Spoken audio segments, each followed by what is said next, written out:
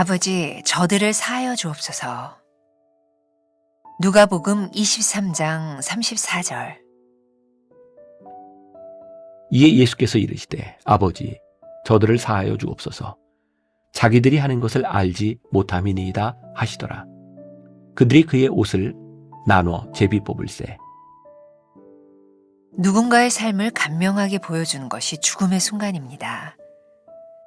예수님이 십자가에 달린 채 마지막으로 하신 가상 칠언을 보면 예수님이 어떤 분이시며 어떤 삶을 사셨는지, 그리고 십자가의 죽음은 무엇을 위함이었는지가 명확히 드러납니다. 예수님이 죽음을 앞두고 십자가에서 하신 첫 번째 말씀은 용서였습니다. 아버지, 저들을 사하여 주옵소서. 자기들이 하는 것을 알지 못함이니이다. 우리는 용서와 사랑을 가장 어려워합니다. 새 계명을 너희에게 주노니 서로 사랑하라. 내가 너희를 사랑한 것 같이 너희도 서로 사랑하라. 너희가 서로 사랑하면 이로써 모든 사람이 너희가 내 제자인 줄 알리라. 예수님은 우리가 사랑할 때 모든 사람이 우리를 예수님의 사람으로 인정할 것이라고 말씀하십니다. 많은 사람이 아니라 모든 사람입니다. 용서하고 사랑하는 것이 얼마나 어려운 일인지를 보여주는 대목입니다. 예수님은 십자가에서 용서하셨습니다. 죄 없으신 예수님은 십자가를 지실 이유가 없었습니다. 그런데도 예수님은 십자가를 지셨습니다. 십자가는 억울하고 비합리적이고 비논리적입니다. 어떻게 나한테 이럴 수 있어? 왜 내가 그래야 하지? 그것이 십자가입니다. 조금 버겁거나 힘든 일들은 십자가가 아니라 짐 혹은 수고입니다. 예수님은 자기 십자가를 지고 나를 따르라고 말씀하셨습니다. 십자가의 용서에는 아픔과 눈물이 동반됩니다. 억울하고 이해되지 않는 고통일 것입니다.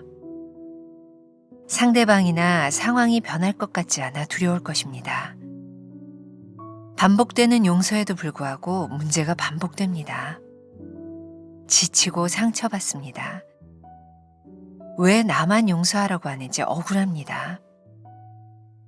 그럼에도 하나님은 용서하고 사랑하라고 말씀하십니다. 결국 우리는 절망하며 울부짖게 됩니다. 나는 할 수 없습니다. 그렇습니다. 용서는 하나님께 위임해야만 할 수 있습니다.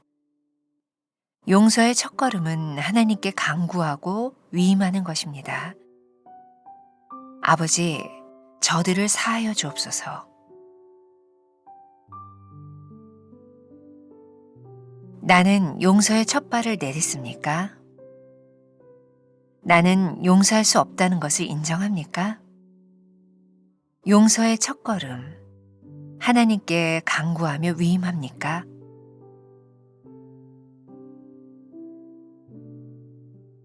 오늘은 4월 2일입니다. 아버지 저들을 사하여 주옵소서. 오늘 제목이 어디에서 많이 들었던 이야기. 아마 이 사순절을 지나가며 순환주의를 지나갈 때 우리들이 가장 많이 듣는 이야기 가운데 하나일 것 같아요. 우리가 흔히 이야기하는 가상칠언. 예수님께서 십자가상에서 하셨던 말씀입니다. 이제 오늘부터 우리는 며칠 동안 이 가상칠언의 말씀들을 함께 나누게 됩니다. 자, 우리들이 십자가의 여정, 이 사순절의 여정을 잘 지나오고 있죠. 예수님께서 제자들과 함께 십자가를 지시기 전에 함께 나누셨던 세종 목요일, 또 성만찬, 또 베드로의 배신, 또 빌라도의 재판, 또 예수님께서 십자가를 지시는 그 여정 가운데 그 자리에 있었던 구레네 시몬의 이야기, 예수님이 십자가를 지시는 겟세마네 동산으로 가는 여정, 이제 예수님은 십자가에 달려 돌아가시게 됩니다. 오늘 그 첫 번째 말씀 가운데 아버지 저들을 사하여 주옵소서. 자, 예수님께서는 용서에 대한 말씀을 해주고 계세요. 제가 목회를 하면서 느끼는 것이고 아마 여러분들도 그런 생각을 하게 되는 것 같아요. 사람은 죽음 앞에서 가장 진지해지고 솔직해진다. 다시 이야기하면 사실 그 죽음 가운데서 그 사람이 어떤 사람인지를 가장 명확하게 드러내주고 있는 것이죠. 어쩌면 예수님의 주 되심, 예수님의 가장 명확한 아이덴티티도 바로 이 십자가, 가상 칠언을 통해서 그분이 어떤 분이신지를 분명히 드러내고 있는 것 같아요. 이제 우리가 며칠 동안 함께 나눌 이 이야기들을 통해서 이 말씀이 예수님의 마지막 순간에 이 말씀들이 우리들의 삶에 적용될 수 있다면 우리는 그리스도인으로 살아갈 수 있지 않을까요? 오늘 예수님께서 십자가상에서 하셨던 말씀, 아버지 저들을 사하여 주옵소서라고 하는 이 말이 우리들의 삶에 적용될 수 있는 건 우리들의 거듭남의 증거가 아닐까. 용서하는 게 얼마나 힘든지 우리는 알아요. 그런데 그 용서함이야말로 우리가 그리스도인이라는 것을 명확하게 드러내주고 있다는 말씀이죠. 예수님께서 오늘 본문 말씀 가운데 이렇게 말하고 계세요. 아버지 저들을 사하여 주옵소서. 자기들이 하는 것을 알지 못함이니이다. 예수님의 마음 가운데 안타까움이 있는 거죠. 그들이 악을 행하고 있는 것은 분명해요. 자, 우리들이 살아가면서 사실 많은 악한 일들을 경험해요. 우리를 힘들게 하는 사람들도 우리는 만나고 경험해요. 근데 예수님께서 그들을 바라보며 안타까운 마음을 가지고 얘기하고 계세요. 아버지, 저들이 하고 있는 일을 알지 못하니 저들을 사하여 주옵소서. 이게 참 힘든 일이지만 오늘 누군가에게 우리의 인생에 아주 명확한 답이 될 수도 있을 것 같아요. 하나님, 참 힘이 드는데 저 사람이 지금 어떤 일을 행하고 있는지 잘 모르는 것 같아요. 주님, 저 사람을 용서해 주세요. 용서와 사랑 참 힘이 들어요. 그래서 그 일을 행하는 사람, 그 요한복음 13장 33절에서 35절 여러분들 책에 나와 있죠. 세 계명을 너희에게 주노니 서로 사랑하라. 내가 너희를 사랑한 것 같이 너희도 서로 사랑하라. 너희가 서로 사랑하면 이로써 모든 사람이 너희가 내 제자인 줄 알리라. 우리들이 사랑하면 그로써 사람들이 우리가 주님의 제자인 줄 알리라 라고 말씀하고 있어요. 자, 오래전 제가 설교 시간에 인용했던 글인데 좋아서 다시 한번 여러분들에게 소개하려고 합니다. 노마 스티브 위클리프 선교사에 대한 글입니다. 용서의 프로는 없다. 루이스 스메디스는 저서 Forgive and Forgot 에서 Forgive는 용서한다, Forgot은 있다라는 말이죠. 우리를 상처 준 사람은 그렇게 하지 말았어야 했었어.